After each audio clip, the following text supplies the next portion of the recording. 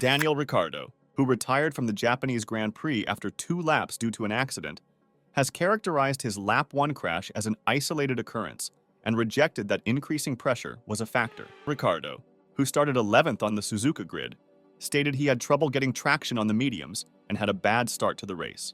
While he was being absorbed by the middle, Alex Albon, who had soft Pirelli tires, surged forward. Because of this, Albon had enough of space to avoid colliding with Ricardo as they entered turn 2. But the Honey Badger veered slightly beyond the racing line, causing the Williams driver to lose his lead. According to Ricardo, he was initially in that position because of the decision, which he had agreed upon, to start on the grid on the medium tires. "We definitely got gobbled up on that medium," he told the media. "That was weird because the cars in front of us looked like they got off the line well.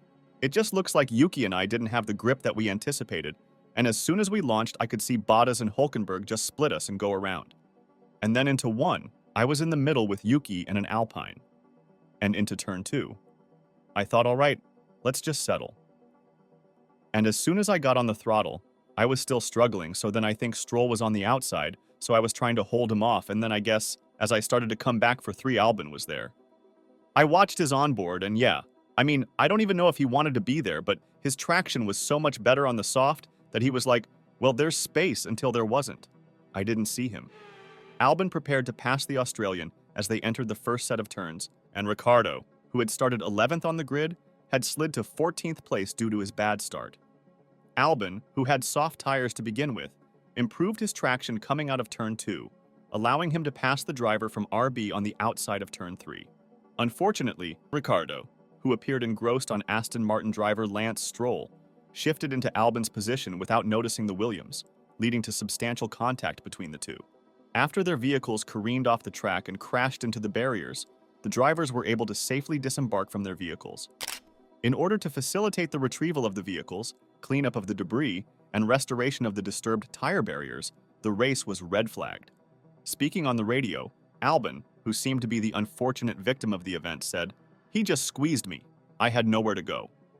The Japanese stewards have summoned both drivers to appear before them for what is supposedly a violation of the FIA's International Sporting Code, Appendix L, Chapter 4, Article 2D. This code states that causing a collision, repetition of serious mistakes, or the appearance of a lack of control over the car, such as leaving the track, will be reported to the stewards and may entail the imposition of penalties up to and including the disqualification of any driver concerned.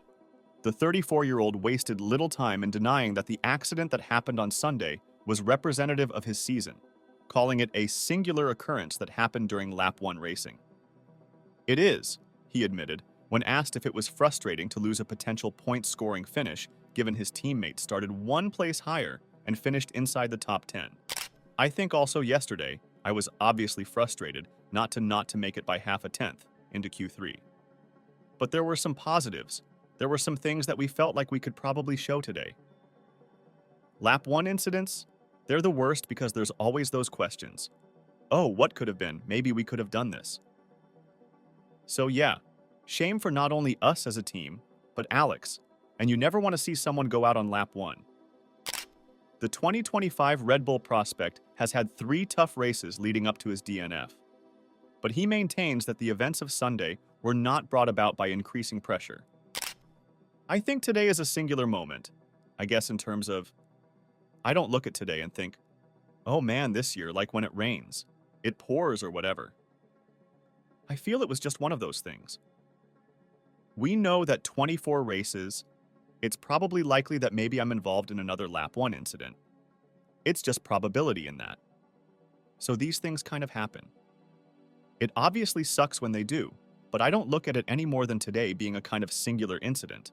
Of course, it would have been nice to get a race under our belt and try to show a little bit of something that I felt we were starting to show yesterday.